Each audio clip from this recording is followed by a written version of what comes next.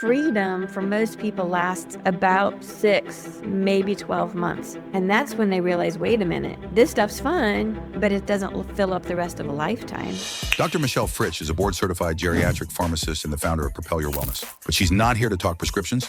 She's here to talk prevention, to challenge what high achievers believe about health, aging, and life after the exit. She saw brilliant minds, leaders, founders, mentors, fade after leaving their careers. Not because they failed, because no one helped them plan for what comes next. Relationships unravel, purpose gets lost, and health, mental, emotional, physical, quietly slips away. Dr. Fritsch built a new model, the wellness portfolio, one that asks, who will you be when the business card is gone? Will your next decade be vibrant or just quiet? She helps successful people stay successful in life. This isn't about aging. This is about living. I don't think people are realizing how much data is coming out, that accumulated stress that's not dealt with over time, that's impacting our body, impacting our immune system, is a great driver of cancer and Alzheimer's disease.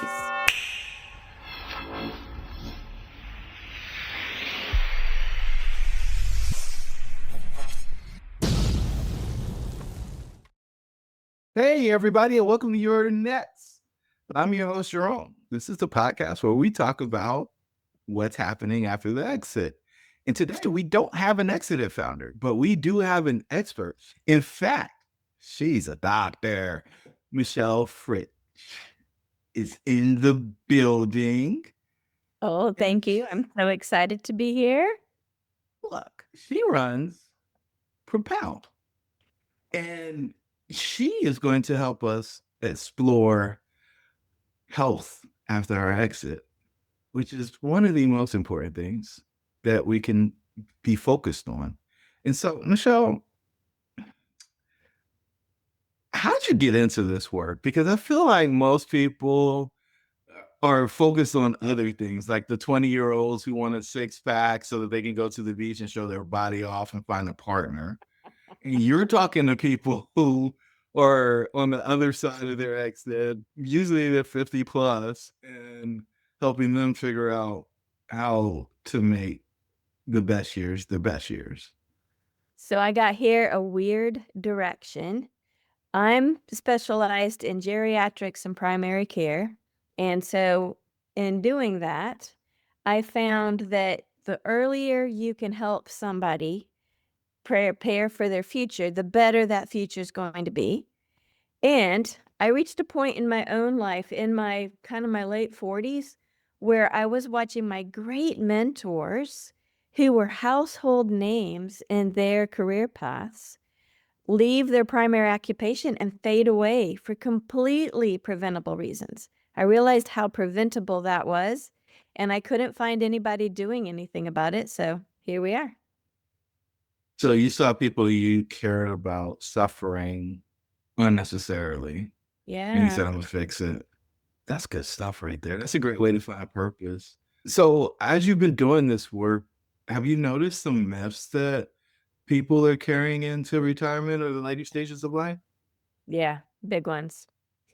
I find that people are they assume that their doctor knows everything about them and is being very proactive in their care. And I'm not blaming doctors. I'm saying we don't tell our doctors enough. They don't have all the right information in front of them. We can fix that. I find they assume that things that bothered them in the past, like injuries and accidents and lifestyle choices, won't come back to bite them later. And they do, unless we do something about it, but we can do something about it. I find they assume that they will be super happy and find stuff to do, and that will be enough for decades to come. It's not usually, but we can fix that.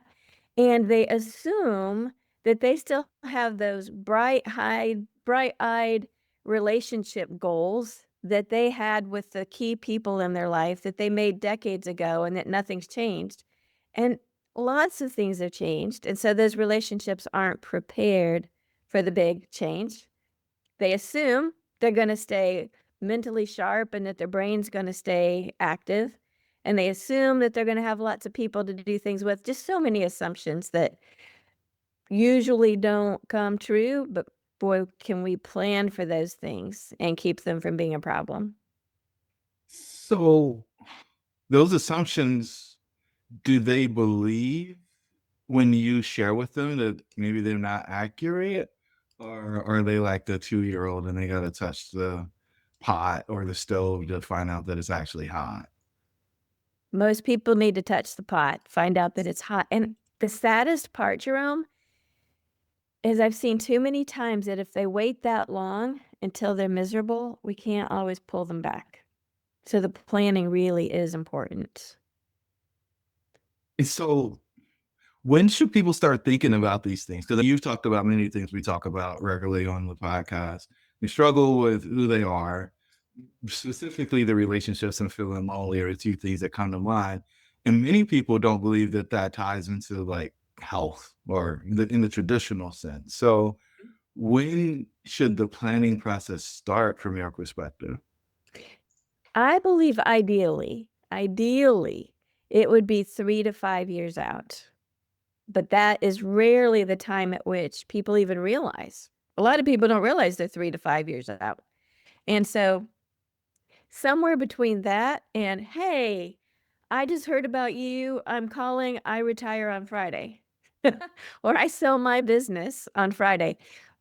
We can help at that point, but it's not planning at that point, not the way that it would be if we could be in front of it further. What do they miss out on when they don't plan and they just end up in firefighter mode or crisis management? The one that I'm seeing the most right now is that relationships aren't ready. And so nothing like leaving you've built a successful business. You've worked so hard for that. You've earned this next phase of life, and your key relationships aren't ready. And so the divorce rate right now around that time is astronomically high, and I believe so much of that could be prevented because it completely changes the future landscape. It can changes the financial landscape, but it changes the not only that one key relationship, but all the friendships and all the other pieces as well, which is dangerous for longevity. And then I think the other one that you know so well is who are you going to be on the other side? People that don't know can fade away so quickly, long before we can catch them and make a change. Yeah. Fade away is a very kind to use to describe that. I've heard things that are a whole lot harsher than Yeah, that. yeah. Degrade, decay. Yeah, it's ugly in a lot of instances. So, one of the things that you mentioned as an assumption is that they'll have things to fill their time. Yeah. What do you traditionally hear as the things that people think are going to fill their time long term? And then maybe what do you find is a more accurate answer? My experience has been people think, well, I've got a to-do list, right? I need to paint the doorway and I need to fix the garage door. There's a lot of those things that feel like they're going to take a lot of available time.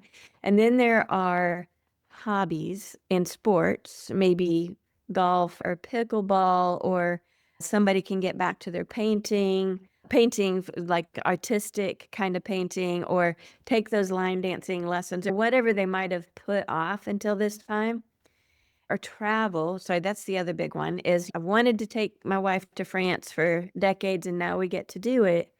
All of those things can be really fulfilling, and there's that freedom of the alarm doesn't have to go off in the morning. I can do what I want. I can go out to lunch with my friends.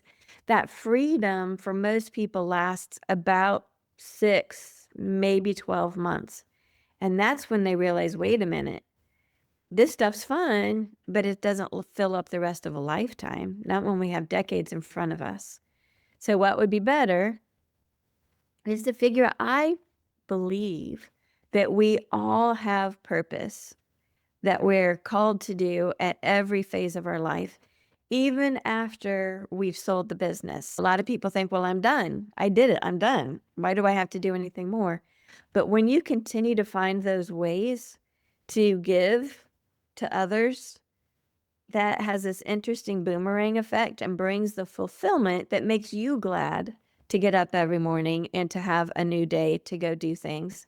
And that's different for every person. So You talk about this so eloquently all the time, but that is truly a core piece. Okay. So I think this is where our tool comes in. You guys, you use a tool to help people figure out what's important to them and a few other things. What's that kind of secret sauce you guys got behind the curtain that only the people that work with you get to use? We always start, regardless of how someone wants to work with us, we start with this tool currently called the Life Purpose Scan. We might be renaming it because it doesn't tell you your purpose. And that's what some people anticipate. Instead, it's a quick assessment of how strong is your foundation? Do you know who you are outside of your company? Do you have solid values and that sense of purpose? How clear is your view of the future? Do you have a solid support network around you? And are you willing to use it? Because a lot of people are like, yeah, I'm not going to reach out to someone else. We find that those ingredients and some others, when those are really solid, somebody probably is ready for that transition. But very few people who we engage with this tool actually have those things figured out. And when they don't, we know that with a little planning, that could be a lot better. And that would lead to a much better long-term outcome for that person. Much better long-term outcome. And I feel like that's what we're optimizing for. Yeah. So do you think people are being myopic or maybe naive when they only plan for the first 6 to 12 months or plan activities for the 6 to 12 months? I think for a lot of people, they think those activities will stay fulfilling for decades. And then when they get there, they realize, maybe not so much.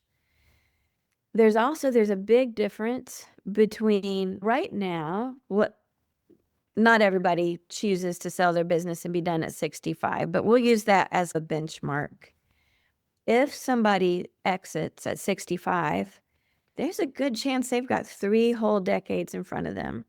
And depending on how they go into that, even if they go into it in a state where they've been eating well and exercising regularly and they've been very physically fit, that many decades, if not treated properly, if not being really proactive with the health that they go in with, it can fade away so quickly. And so there's a huge difference, I think, between being functionally limited for the decades ahead and being functionally ready to do everything that you really want to do. You can go to Italy, you can go to Cinque Terre, you can climb those hills and enjoy every piece of it, or you can ride the train and never be able to get very far off the train because physically you just can't walk that far. I think most people would choose to be able to climb the hills, but they don't realize how much of that they're giving up by not being proactive. Wow. The thought that you are limited by what your body can do and not your mind is something that I think escapes most people. And the degradation of your ability, I think for a lot of people is slow, unless you have a medical event that happens where, their ability is dramatically changed. But what you're offering is, hey, you thought you were going to do this. And it's funny because I was listening to an interview with Bill Perkins, the guy that wrote Diet with Zero. And he talked about, hey, you want to probably do climbing Mount Kilimanjaro and the more aggressive, physically assertive things when you're younger. And watching people leave it for 60, 70, quickly find out that they don't have the same capability. Some people say, well, I need to have something to train for. And so that's going to keep me healthy. But you're saying just your ability to do things is going to be reduced. And so you have to consider that. Well, at some point our bodies are aging, but there's a lot we can do to maintain what we have. But if we get lazy about it, if we're not purposeful about maintaining that level of health, it slips away quickly, and the older we are, the harder it is to get it back. Ooh, the slipping away struck me. Why do you think it slips away more quickly? Got lots of theory. Well, we see it in our bodies, right? We start to get more wrinkles, changes. So our body does change over time, which reduces that resilience factor. But the other thing I find, the mind body connection, when people lose their sense of purpose and their drive, there's a big emotional impact of that. There's a mental impact of that. And there's a physical impact of that as well.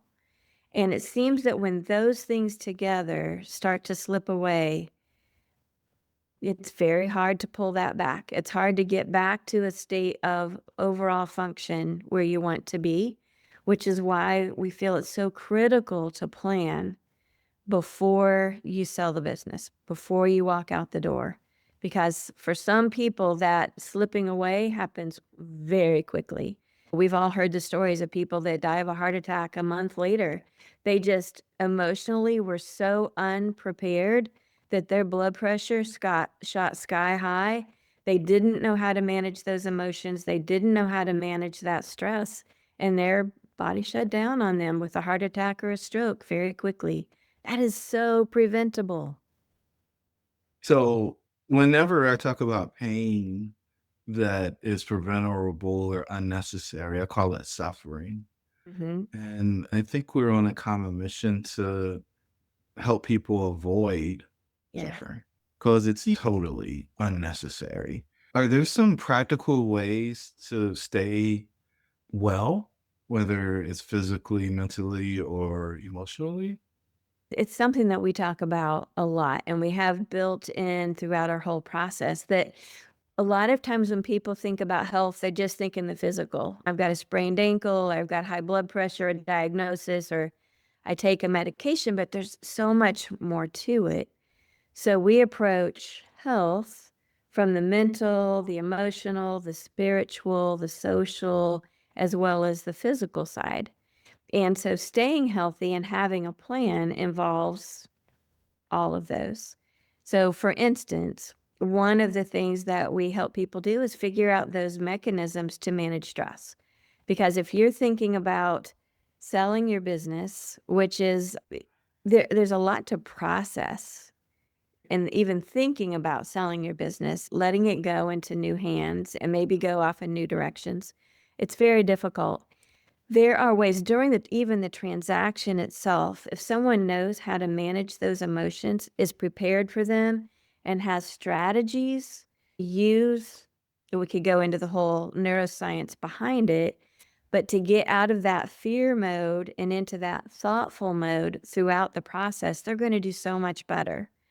If they know how to have some assurance that they can be in control of their body through that process, they can stay calm. They can make good, rational decisions.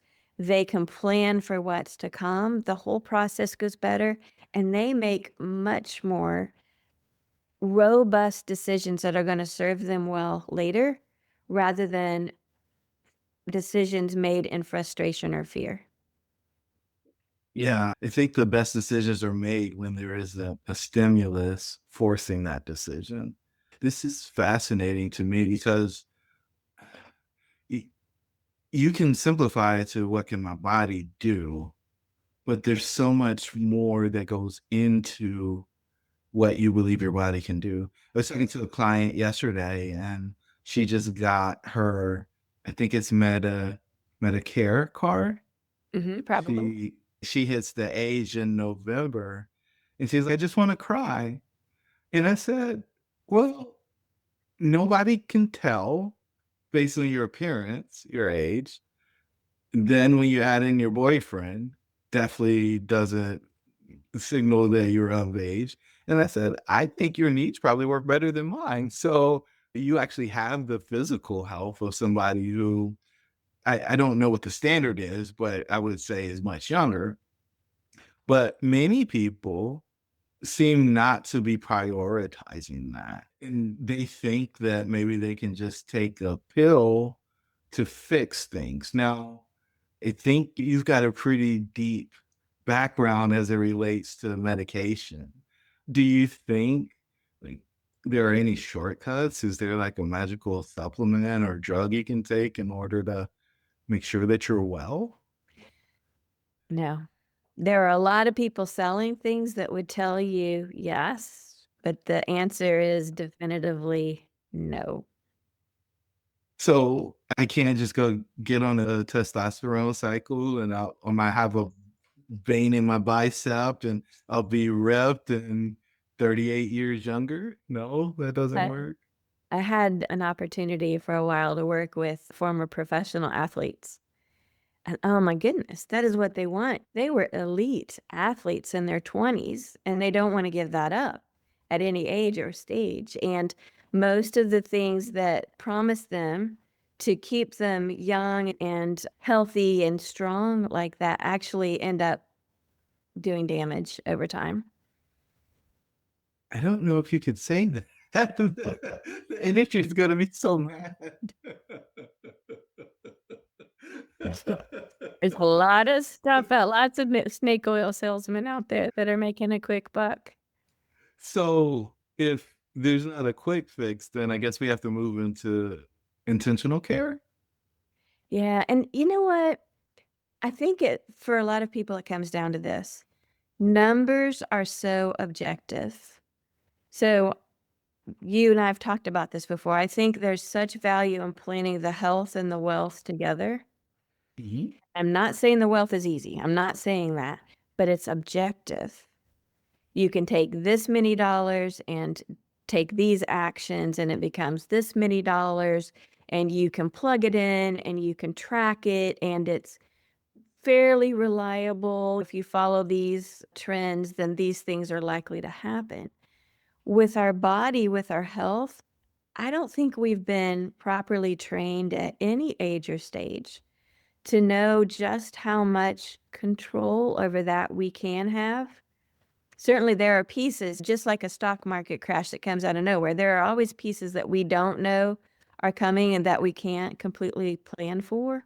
But most of it, there's a lot we can do to shape our future and our outcomes and to give ourselves the chances to do the things we want to do. We're just not we're not really taught that to the same degree. It's not quite as tangible as math. And some people, because they've not learned about it before, don't realize how accessible it could be. Does that make sense? Yeah, I think it's an exposure thing, right? And knowing that the opportunities are available to you, followed by maybe a little bit of experimentation to see if it works. And then once you know it works, then fully implementing it. So Yeah. yeah, to me, it makes complete sense.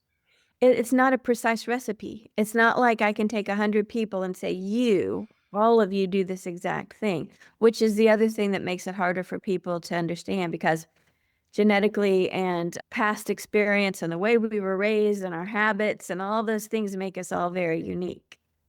I guess that's one word you can use. It's what? Mhm. I said one word. That's one word you can use was unique. I think many people from a prescription standpoint, I guess prescriptions are relative, but they're going to need a very similar protocol. Now, the age and the impact and the amount of effort is probably going to vary greatly, but Mhm. the formula for wellness, I think, is going to be pretty similar overall. Um, On a big picture, absolutely. Yeah, yeah. There's some guy I guess the best way to say it, there's probably some best practices or guiding principles that if you implement these things, you're likely to be in a better state than if you didn't. And Right. then if you're doing those things, right, as a baseline, then we can step it up to the next level. But I feel that most people aren't even doing the baseline. So trying to be optimal is the next level, and you got to work through that. True. And then think about that last year before the sale. That's usually a time when our health can really fall away from us because everybody wants that last dinner, that last lunch, that last go out for drinks, that last, I want you to fill my order before you sell the company. And I don't know what the next owner is going to be like. There's lots of pressure to wrap things up. Plus, you're figuring out and implementing your succession plan. There's a lot of pressure to make sure all the T's are crossed and the I's are dotted and everyone's ready for that transition. You spend a lot more hours at your desk, a lot more time hunched over that computer, pressure, pressure, pressure, less time at home. So those key relationships are getting less attention. There's like this whole recipe for disaster that can happen in that stressful time, especially if you're not anticipating it. Mm. That's so good. We were talking about a baseline. Do you have a foundational habit that you think people should start now? I think stress management, learning how to recognize when you're stressed out and what you can do to reduce that is probably one of the most tangible, like low-hanging fruit. Everybody can do it. It's easy to do, and it makes a world of difference. I did not expect you to say that. I don't know. I just feel like most people don't focus on the stress. When we think about the six centers of doubt, the first three levels is where all the stress resides. It's self-image, relationship, and work. And so it's our teaching that if we can turn down the stress, then you're ready to actually optimize your health. And so it was great that you said it because from our perspective, it's in complete and total alignment. But I thought there might be something that was maybe a little easier. I don't know, getting an annual physical or something like that. But your answer is exactly what we believe. So that felt really good. Well, and to build on it, when we don't manage stress, there are a lot of things that are impacted by that. We all see our fuse gets shorter, just our Mhm. tolerance of things and people, which is a sign that our anxiety and our stress level is really high. Our sleep tends to go to pot, and our sleep is one of the most important things to keep us healthy over time. Our immune system takes a real hit. So we've probably all noticed that when we're going through periods of great stress, we're more likely to catch a cold or COVID or the flu or whatever the virus of the minute is. And then physiologically, even if on the outside we're trying to act like everything's cool, everything's fine, inside that stress is causing the blood pressure to go up, which puts us at risk of heart attacks and strokes. We tend to make poorer food choices. We go for those comfort foods, which are going to increase our weight, which is going to increase our risk of diabetes, but then all the impacts of that. And then take it out a little further. I don't think people are realizing how much data is coming out that accumulated stress that's not dealt with over time, that's impacting our body, impacting our immune system, is a great driver of cancer and Alzheimer's disease. Yeah. I find that when you have stress, it manifests as a disease if it's not resolved. So I agree with you completely again. So, are there some common blind spots with folks that you're working with as it relates to post-retirement or post-exit wellness? One is thinking that they're gonna do fine, and that purpose is some woo-woo word, and it's not really important. Another one is when someone has built a business, they've got so many skills and such leadership ability, and rightfully so. They are looked up to and admired by so many people. They don't even realize that they're not allowing themselves to really do an internal assessment. They probably couldn't actually tell you where their feelings and emotions and stress levels are because they're just all about maintaining, maintaining the image, maintaining the power, maintaining the driving of the business, maintaining the one that can answer all the questions. And they've not really taken that personal dive. It's scary to do so. I've had a lot of people that are like, nope, you can't. I don't even want to know. And when that's the case, I find that the outcomes are not so great. Mm. I really wonder if the listener out there is saying, "Hey, she's talking about me."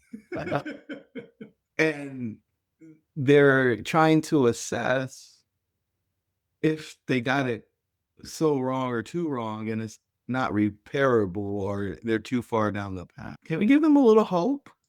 Absolutely. Absolutely. If you're still breathing, you woke up this morning, you're still going, there's still a lot we could do. And do not give up hope. Even if you've got some diagnoses, even if you're taking a bunch of medications, even if you can't walk like you did before. I've seen even people in the nursing home bed, they cannot get out. They will never be out of the bed again.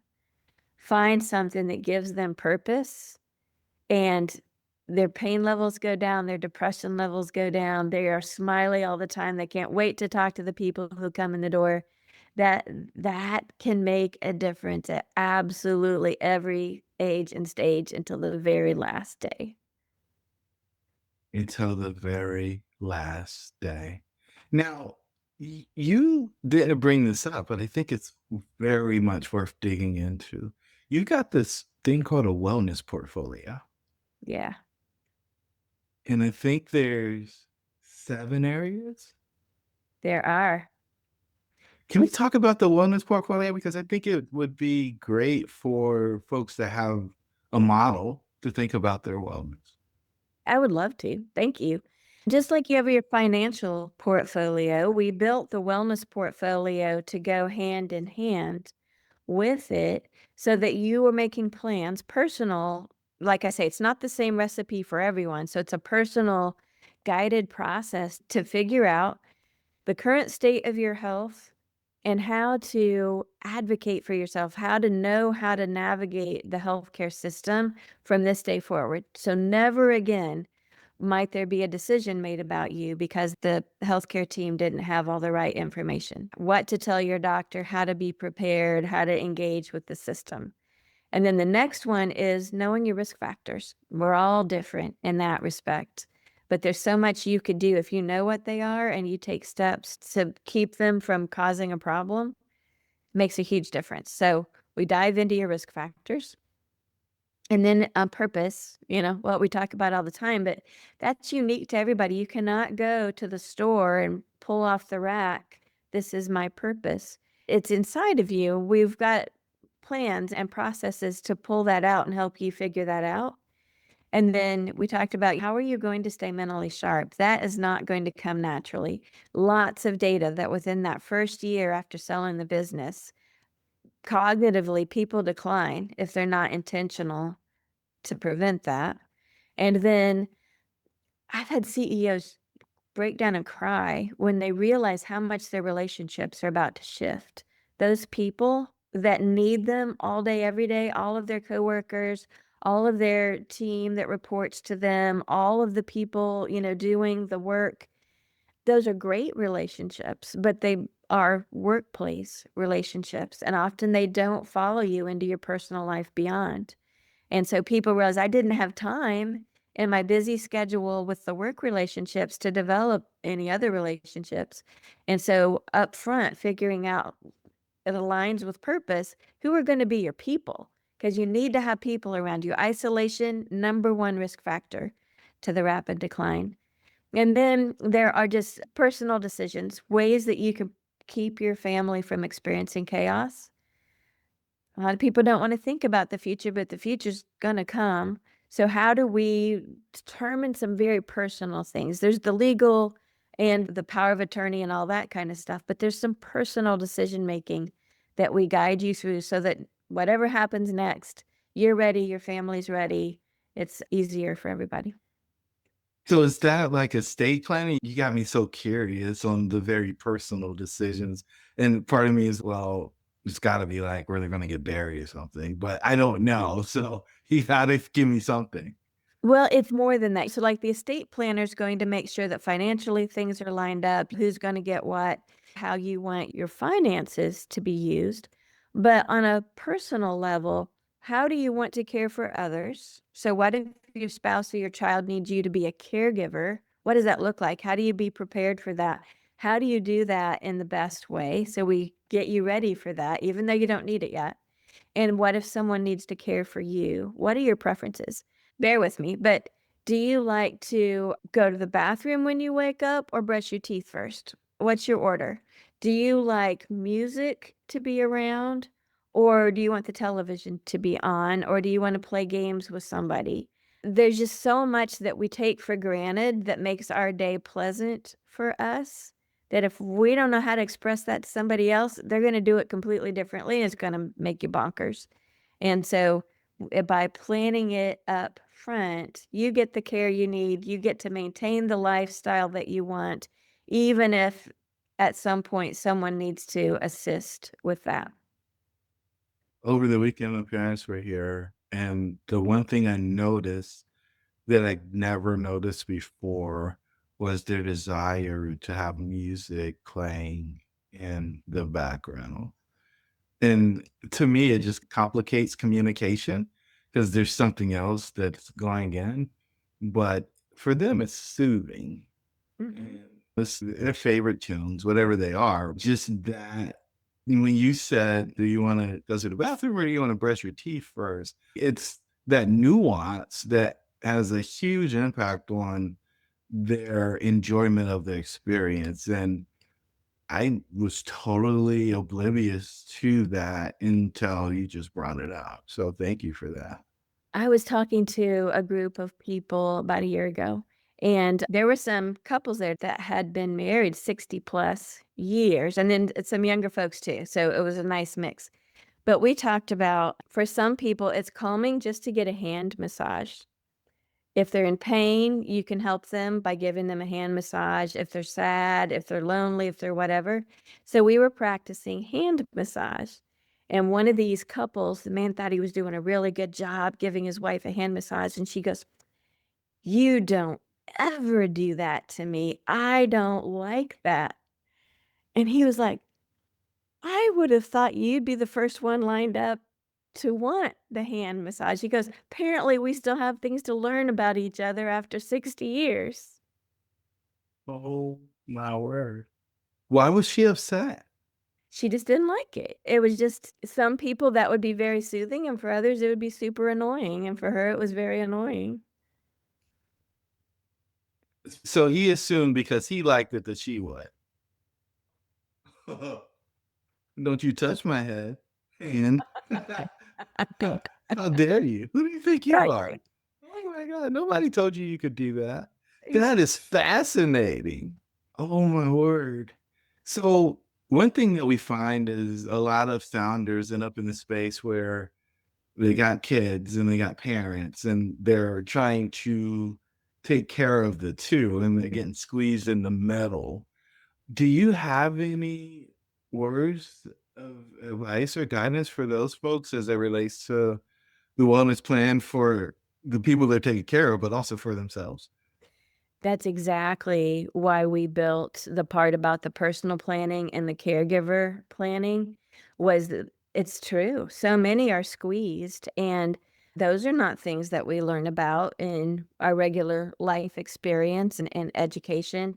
And so we find that if we can help people figure that out and know where their resources are, when and how to use different resources, it makes a huge difference in their ability to navigate it and hopefully tremendously reduces stress. So, my business partner, Ellen Platt, is an aging life care manager. And so we come at this from different directions.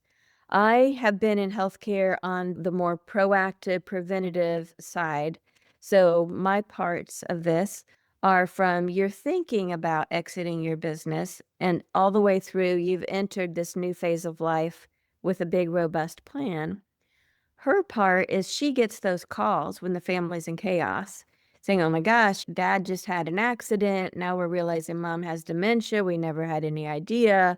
What do we do?" And so she's taking all of her experience to help people plan so that they never hit that moment of chaos.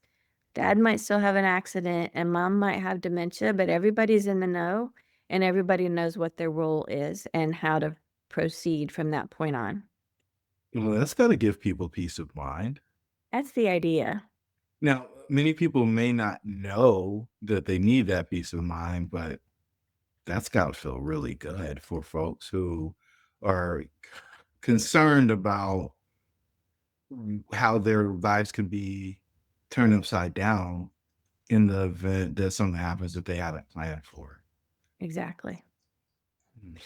And can I tell you the thing that is breaking my heart the most right now that's very related to all of this? This particular kind of the boomer generation, this is happening at a rate that's not been seen before. But the highest suicide rate is in men in their 60s and 70s, which is right around this time when we're selling businesses and we're moving on. And they've accumulated a lot of wealth, of protection, financial protection for their family. And they get a diagnosis that they fear is going to be expensive. And they take their life to preserve the wealth. One, I can almost guarantee you we could have found a way to navigate that healthcare condition without spending all the money. And two, I've yet to meet a family who had any idea they were making that decision or would ever have wanted that to be the decision. I don't know what to say. I have no idea what to say to that. And there's not enough conversation around this. You know, that Well, people, yeah, people are openly saying that, and maybe it's coming up in a letter or something. I know many people don't want to waste away, right? So if you get a right. cancer diagnosis, there's plenty of people, especially if it's terminal, they're like, well, this is pointless. I just had a friend pass away from cancer who I personally thought was just fine because he went through chemo, came out, and it looked like it was business as usual. And then last week on Thursday, his son posted and said that his father passed away. And they rode motorcycles as a hobby, like race motorcycles as a hobby, but that wasn't like it wasn't an accident. It had to be related to the disease. And for the life of me, I it took my breath away. Yeah. Because I thought like they caught it early, they did the treatment, he was fine.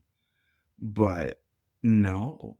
And Steve was a great man, a great husband, a great father. And the thought that he didn't win the fight with cancer is something that is troubling for me. But I could see how a person can get into that mode of we're just throwing money away. I'm not going to live anyway. What's the point? But that doesn't feel good at all to me. It doesn't feel good, and coming at it from the healthcare side, there is so much we could do to assist before they make assumptions. Let's at least really look at the whole picture and see what options are out there. Well, we're in a deep, dark place. Can I share one more trend that's absolutely breaking my heart? Yeah. We mentioned that especially for people that feel that they've got to stay kind of, there's a word that I'm missing, but in control and maintain the image and not really do the personal emotions. There are scams that are completely targeting those people, successful, wealthy people who have unmet needs because they either don't know their own unmet needs or they're not expressing those so someone can come alongside them. These scams are so psychologically accurate and terrible. They will immediately get to know you and develop relationships with you and meet all your needs by saying all the things you ever wanted someone to say. It's usually an avatar of a person. It's not even a real person, but you give your heart away, and then right after that you give your money away because they win a cryptocurrency. And as they get into the cryptocurrency, then I could spend days talking about it because I've been researching it a lot, but impacting massive numbers of people. Wow. It's really interesting to see how far people will go in order to get money and deceiving what most would consider to be our most vulnerable population is a tragedy in and of itself. Michelle, this interview has been enlightening, encouraging, and even though we dip down into some stuff that's pretty uncomfortable for most people in this last section, I think it was extremely important because it gives the listener an understanding of the depth that you have of the understanding of the problem that many people are facing as they move into the work optional phase of their life and they're working to have those years be their best years. And I believe the key to that is having wellness. And so, from the wellness portfolio to the life purpose tool, I think you guys have a setup that can help people who are looking for guidance as they transition into this next phase get the support that they need. And while some people may pretend like they got it and they don't need support, I encourage everybody out there to not touch the stove to see if it's hot. We know that it's hot. There's too many cases and the outcome is too predictable. And so if you could do something else and learn from the mistakes of other people and get the wisdom from Michelle and the team, then it's likely you have a better outcome because you've planned for it. And that's the part I can't emphasize enough. It's our perspective that if you put a plan together, you're going to have a better outcome. And I think Michelle would agree with that completely. So, as we wrap up, the last question I have for you, Michelle, is how can the listeners find out more about you and what you guys have going on? So, Michelle, how can the listeners find out more about you and what you got going on? They're welcome to visit our website at propelyourwellness.com or email me, Michelle with 2 L's, at propelyourwellness.com, and we would be glad to answer any questions and tell them more about it. Outstanding. Ladies and gentlemen, this is another episode. We're wrapping up. We're closing in on 400. And so, Michelle, thank you so much for being here. Thank you. This was a great interview from my perspective. I've learned a ton. And to our listeners, your dreams should be real. We'll catch you on the next episode.